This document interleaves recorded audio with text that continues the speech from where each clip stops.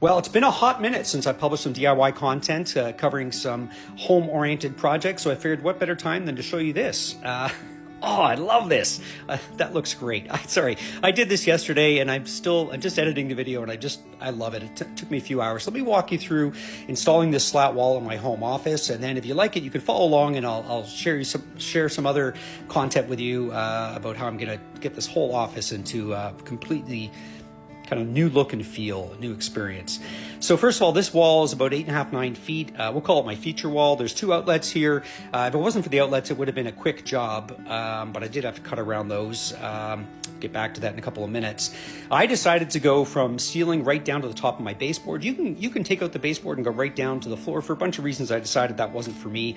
I just went to the baseboard. As I said, I've got a couple of outlets to work around. I'm not going to really focus on the electrical side of this though, but I will show you at a high level as to how I worked around this. Now, I went with a channel called slatpanelwall.com, a company out of Pickering, Ontario. Local folks, I found them online. They had a Black Friday deal. Pretty good price, and stuff was delivered within about 5 days. So I'm pretty content with the supplier and the product. It was a cold day, so I went out to the garage. I decided to be patient and get these all cut down to size. These are 9-foot panels. They were on sale. You can get 8-foot ones. My ceilings are only 8 feet, but so I did have to trim these down to a specific size. I'm using a fine blade saw here just to make sure I get a nice clean cut. And I learned early on in doing these cuts after the first one that felt backing that is the back side of these slat walls, it attracts that dust, that sawdust. So what I used is just a what do you call this, an air blower thing, whatever, a leaf blower, to clean that up nice and quick and cleanly. So as I said, I've got a couple of outlets to do to cut out around. If you're not comfortable with electrical work, I encourage you, if you're doing a project like this, to call an electrician. I'm pretty comfortable doing this. I'm not going to get into that much detail other than to share that it worked pretty convenient for me, meaning that in both receptacles or both outlets, it actually worked out, it lined up, so I just had to trim out a little bit of one of the slats. I didn't actually have to cut one in half or anything, so I just had to cut the felt with a knife and then cut out that slat. As you can see, it worked out quite well. Now this first panel, well, I was happy to get it inside and happy to get started on its installation because I was hoping it would be smooth sailing after this, and yeah, it pretty much was, as you'll see as I go here. Now, I'm working alone, and as I had to prop this up on the edge of that baseboard, I did get a couple of boards in here just to help me as I was bringing that outlet forward, and then I could pull those out and see how things were level. And actually, again, I'm fortunate. Our house is about 26, 27 years old. It's pretty good shape. It's pretty square, so these went up quite easily. I didn't have to do any weird cuts or anything of that nature. I think there was maybe 1/8 of an inch off from the left to the right side of the wall in terms of the height, and that was about it.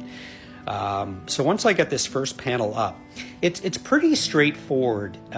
So the panels are acoustic in nature, and so it's not just an aesthetic thing. They actually improve the sound quality in your room. These are used in studios for recording music or podcasts, things of that nature.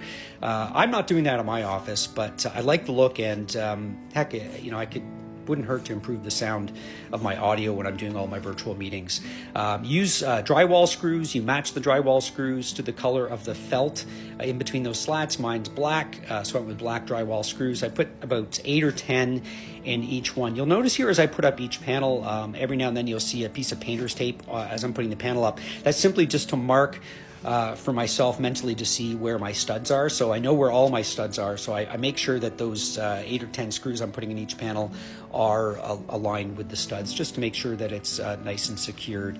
And yeah, as you can see, it went up pretty easy. This is me, I think, on the third panel. Once I had that first one with the receptacle in, these two went up very easily.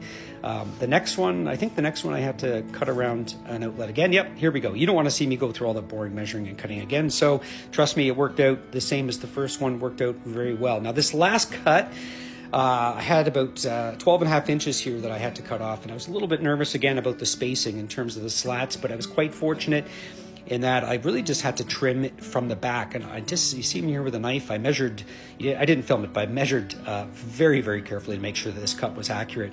And then I just cut it with a knife, and there we go. Let's take it inside and see how it works out. And just like the rest of this project, it's honestly worked out perfect. In fact, at this stage, I'm starting to get concerned in my head that I'm thinking about all the different places in the house I'm going to put slat panel walls, and I think the wife's going to kill me if I do that. So anyways, really easy installation. Really, really pleased with how this worked out. I've got some sconce lights to put up. I've got some shelves to put up.